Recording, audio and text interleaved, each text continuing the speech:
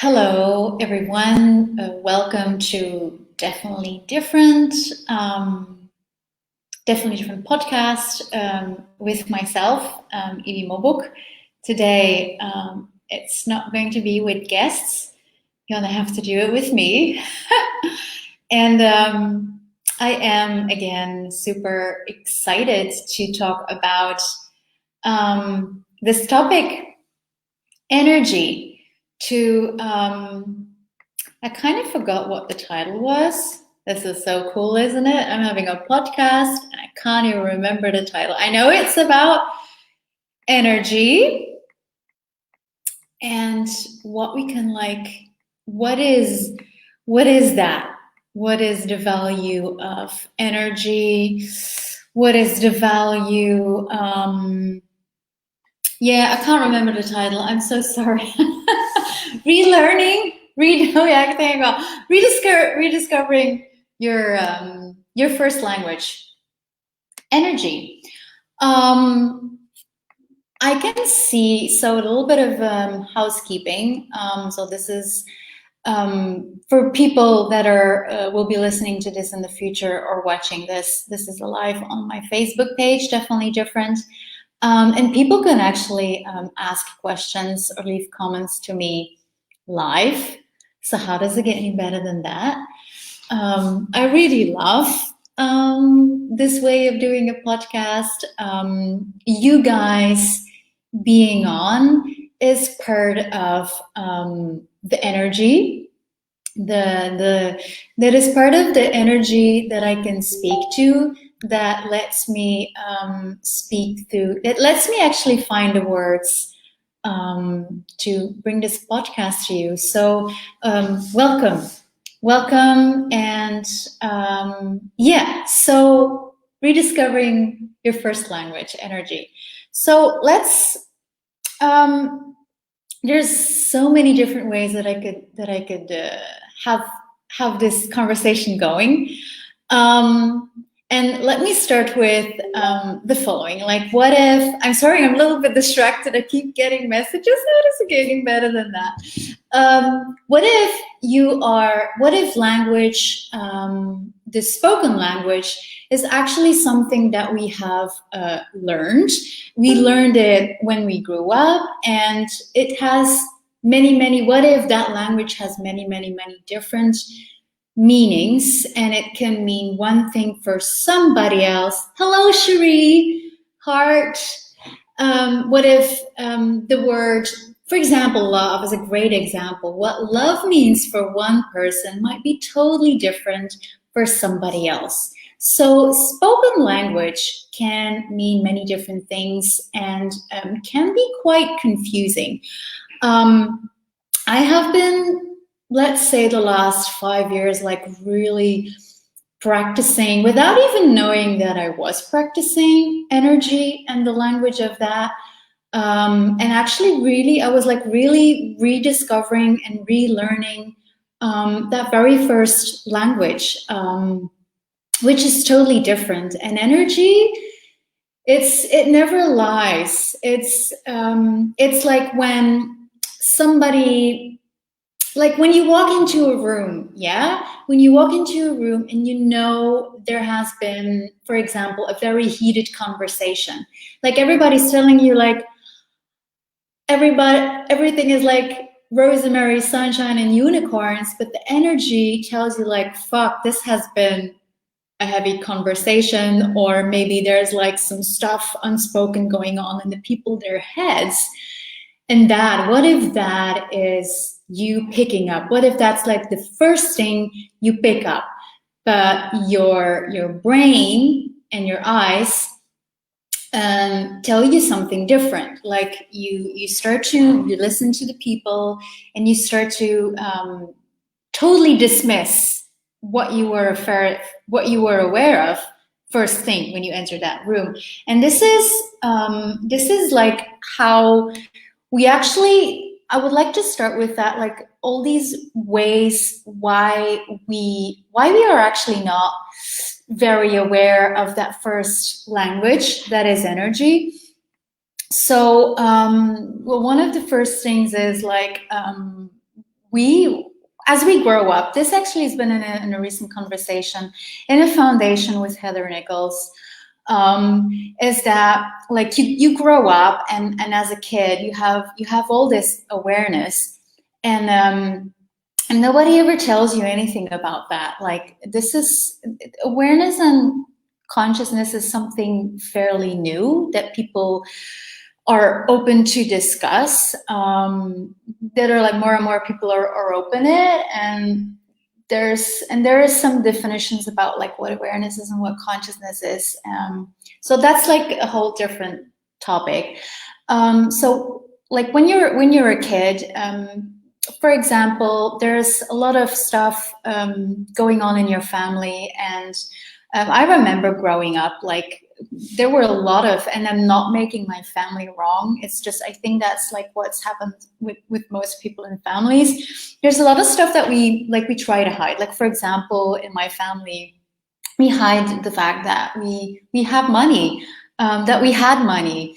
There was a lot of drug abuse in my family, and then everybody was trying to hide that, like, you know, my dad was a heavy drug user and addict, and my mom as well. And then at one point, like my dad was using drugs like a few meters away, and he was like, he didn't want me to see it, but I could hear it, I could smell it, and I wasn't allowed to watch it, which is like the weirdness, of course, of somebody who does drug abuse. It's like how much in that moment. And I saw many things growing up, things that were weird or things that were off. And you grow up with it, you think it's absolutely normal.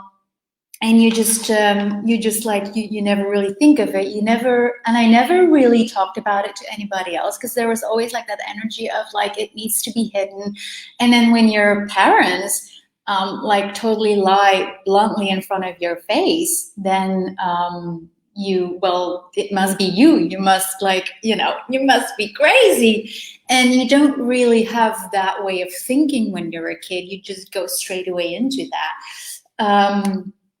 So that's like one of the things. And I really want to state there's nothing wrong with my parents. They taught me, they raised me with the tools that they had, and it's something very common. And this is one of the next things, is like most people lie to themselves. It's like, you lie to yourself. It's like a way of coping. It's like a way of, which is like one of those other reasons, like there's something really, like, for example, when you chosen something in your life. For example, you chose to marry with an abusive guy. Let's take me for example. Like, at one point in my life, I chose to be with an abusive guy, and I could totally go in self-denial, and I could totally go and, you know, and hiding it and lying to myself, and then like really repeating that story to other people about that. I did chose something else. I did chose to like really look at it and, you know, what was right about it. But the thing is, like, when we go around with these lies that you don't really want to look at, because you don't want to, somehow you really think there must be something so wrong with you, there must be something so off with you for being able to choose to be in an abusive relationship. And then you have a conversation with somebody and you talk that, and there is that energy that says this, but in your mouth other words comes out, and in this reality, when people speak, that's like the dominating factor in a conversation. Like, that is what people value, and what you say must be true.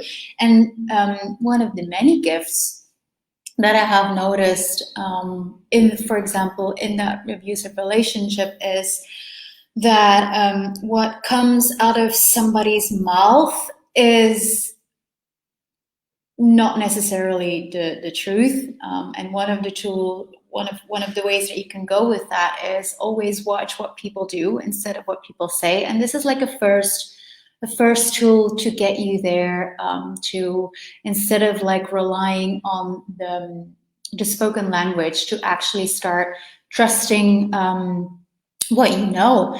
And so by actually looking what people do, and then to come back, like with these lies, sometimes you are aware in a conversation when somebody is saying something to you and it doesn't really match, and you sort of have an awareness that they're actually not as nice as they portray to you.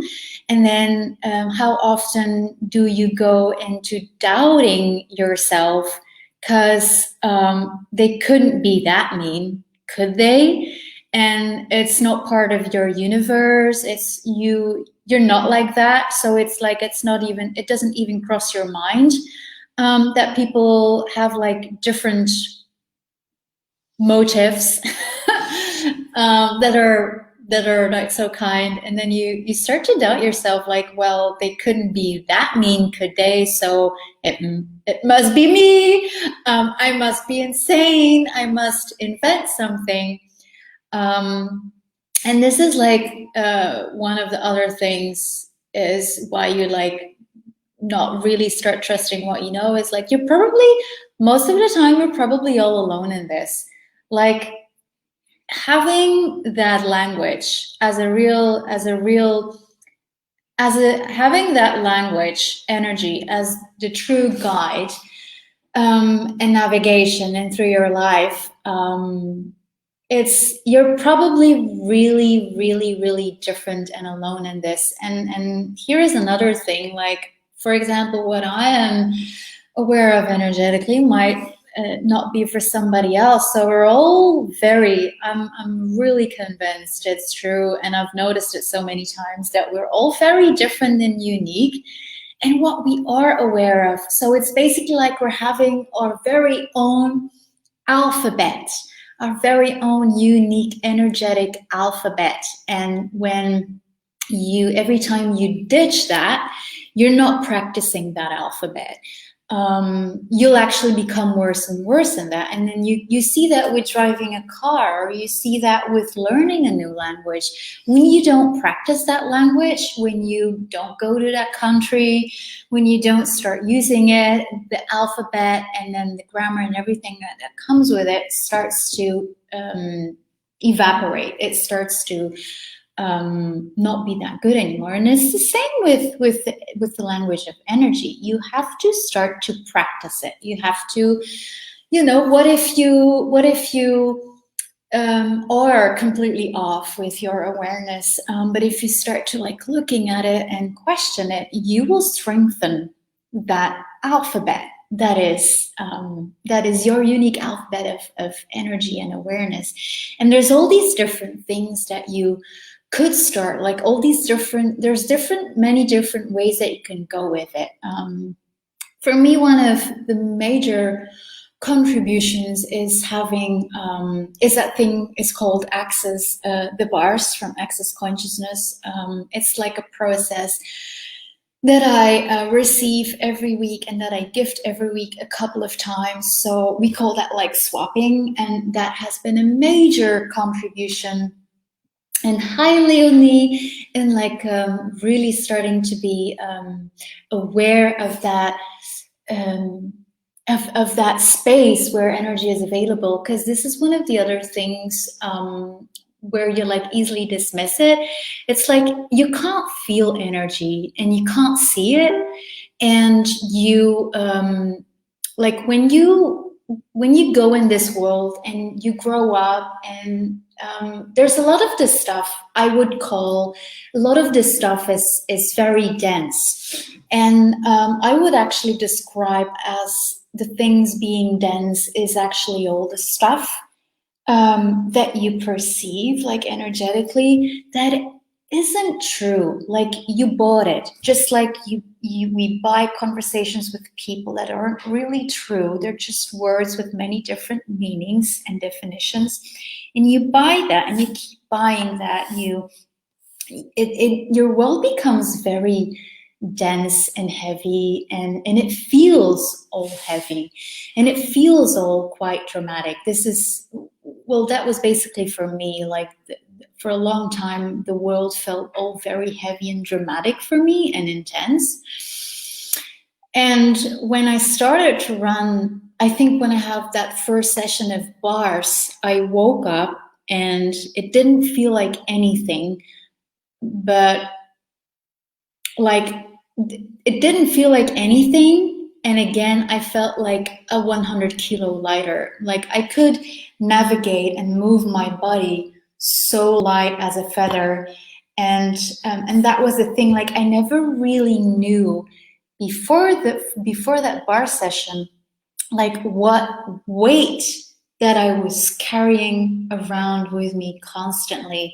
And now 5 years later, I can really identify that weight as all the lies that I have bought about myself, all the points of views that I had about myself, who I was, who I wasn't, about what's possible in the world, what it isn't. Like all that stuff was starting to dissipate and release. And how that all works with the bar session is not really relevant here.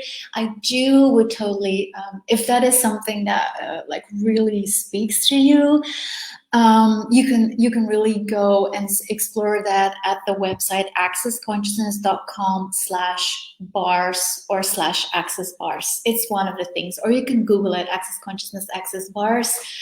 I totally recommend that. It has been one of those major tools to start to really rediscover a totally different possibility with language. So that's one part of it. And of course, I would even like start to, if you have that question in your world, like, okay, like how can I really start to rediscover and learn and practice that energetic language?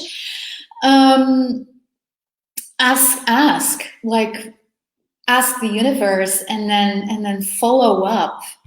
If something gets your attention, if somebody grabs your attention, just reach out, and that might be the one thing for you. And I've done many different things in that regard, because I'm really excited about all the stuff that you cannot see with the eye.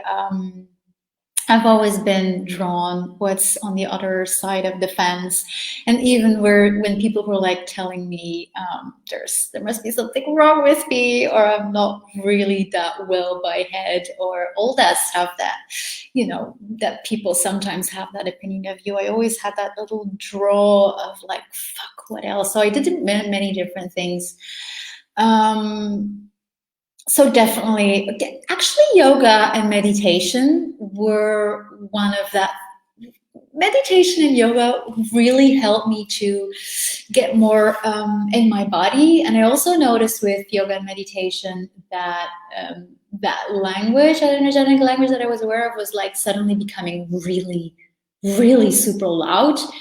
And I never really know what to do with it. So at some points I thought that I was totally losing the plot because it was so heavy in my head.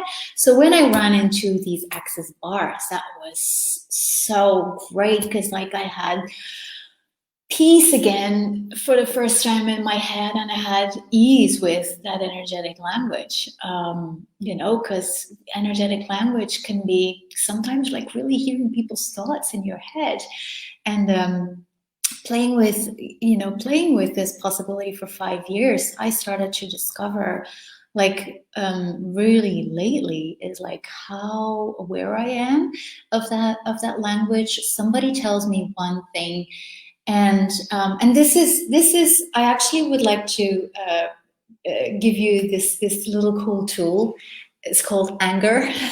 And in this world, anger isn't really something that is socially acceptable. Anger isn't socially acceptable in a conversation. And here is this little cool thing. What if anger is basically your barometer of detecting lies? It's a lie detector meter. I don't know if I'm saying this well, but yeah, you get the gist. What if that is when you're angry, are you aware of a lie? like, I notice it more and more. People tell me, and this is what's the cool thing. It might be the good, it might be the bad news and the good news. When you start to really develop that tool, when people have conversations with you, the energetic language is always like the loudest these days, which is super cool. And it can also be, you know, what do you do with this? Because I have had like conversations with people, either like in a message or in a conversation, and they tell me stuff, and I'm like, and then, you know, you get like angry. This is a reaction where I easily go into when the energetic of it, what's really true, the energetic doesn't match with the words that come out of people. So yeah, what if next time when that happens to you, instead of you know, making yourself wrong for it, or other people make you wrong for it, it's like, oh, but hold on a minute, like, what is this? Like, what information is this anger really? Am I aware of a lie? Yeah, it's because I remember like for example, conversation with my grandma, again, not to make anybody wrong, but I remember back in the days when I was having conversations with my grandma about life, about, you know, what it means to be an adult, what it means to be successful in life. Is it, you know, having a guy in house and kids, or is it something else? And I remember in those conversations with my grandma, I would always get angry, and then she, you know, the most obvious reason that most people would say is like, you can't have a conversation with you, you're not open for reason, and it was basically just that, like, I didn't have that piece of information that, you know, there is a whole different reality with language available, and that the words that my grandma were saying were actually not really true for me. And, you know, what else was I aware of? Hey, so yeah, like that. So it's, you know, it's the bad news and it's the good news. It's the bad news is like, well, what do you do with that? And as I said before, most likely you will be all alone with that. And will you trust that what you're picking up on is actually true? And do you have to do something with it? Most likely not. Just being really present with it, not making yourself crazy with it, meaning not making yourself wrong with it, and most likely, you know, not even saying anything to that person either, because like most people tell themselves lies, they don't even know it. And when you quote unquote confront somebody with that, like, is that actually really relevant? Is that a kindness? And I'm still learning that. Really, I'm still practicing and learning that I don't necessarily have to do anything with it, that I'm not wrong when I'm aware of something, I'm not right when I'm aware of something, and the person neither. And this is just some of the ways to like start practicing it. And the energy, the language of energy is so much more vast. Like, it's, you can use it in your business, you can use it with everything that you're creating. Like, for example, I use it with my graphics. I use it with, one of the things that I do is I do copyright, and I do lots of social media for myself and for other people, and just to like totally tap into the essence of people, into the essence of their business. And that part of the energy is so fucking amazing, that you can totally write in somebody's voice, and nobody ever knows it's somebody else, and it's just you tapping into that voice. And to really, by me choosing to play with that, I created a business with that. It was never my intention. I just was doing, you know, I was having fun with it, and I was just keep on doing it, and like choice, by working with people, and then like really, you know, pushing myself forward, and now creating myself, and like really discovering all these capacities that I've never learned in school. Nobody ever learns you in school. There's like this whole different way of learning and being in the world. And I did it like through self-education and through being inspired and having people in my life who learn me new ways and to, yeah, I totally lost my train of thought. I see Gala made a comment of, oh wow, I've been having such intensity coming up lately, interacting with my grandma, and it makes total sense now. Yeah, Gala, what are you aware of? Like, what language are you really hearing? Yeah, I'm curious about that. You can always let me know, Gala, how that works. Oh, there's another tool that I would like to let you know that is so useful in that. So who does it belong to? So one of these things when you start to rediscover or discover, actually rediscover, because it always has been part of you, it can get really loud in your head. And I used to think that I was insane, there was something, wrong with me, and at the same time thinking it was normal, never really talking about it with everybody, because like all these voices in your head, like it must be right, but somehow you're like, and nobody ever talks about it. Nobody seems to have like an issue with it. So, it's like this unhidden thing. So when you start to become like really aware of all these voices, and this is a tool that you learn actually in an Access Bars class. So these Access Bars that I was telling you about, you can actually do a class about that, and then you can learn so many cool stuff. You learn the bars, giving and receiving, and you learn some cool tools. One of them is asking a question, and one of those questions is, who does it belong to? So what if 99.99999, I know that's a lot, that's almost everything, that you feel in your head, like what you feel like emotions, or in your body, feeling in your bodies, and everything that you think that comes up. What if that is awareness? What if that is you perceiving what goes on in people's heads? Even if they are not willing to be aware of it. Who does it belong to? It's such a major question to like ask with all that stuff that comes up in your head. And I've discovered along the way, I don't know if that is for everybody, but I've noticed when there are things that people are not willing to look at, I can hear it louder. It's like la la la la la la la la la la. So that's like a funny side thing. So yeah, what if that's like a capacity? I definitely have the capacity to expose lies. This is pretty cool. I never really acknowledged this until now with all you guys. So yeah. So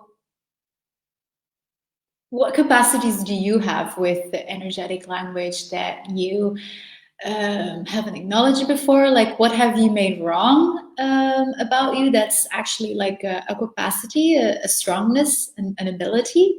So to just give like a little bit of information about like how is exposing lies a capacity. Well, the thing is, like when something is hidden, it's not changed. You can't change it. Like when you hide stuff from yourself or when you hide from other people, it doesn't change. Like it stays the same. And I've noticed, like when I live with people, when I date people, when many job adventures, there is this thing, and I don't really do it cognitively, but stuff gets exposed, and which is actually a pretty cool feature, and it can and it can feel like you're a fuck up and a failure when you don't acknowledge that. So maybe that's like the hugest tool that I want to give with you is, yeah, what capacities do you have with energetic awareness that you have been seen as a wrongness? That is actually your strongness. Yeah, that's it.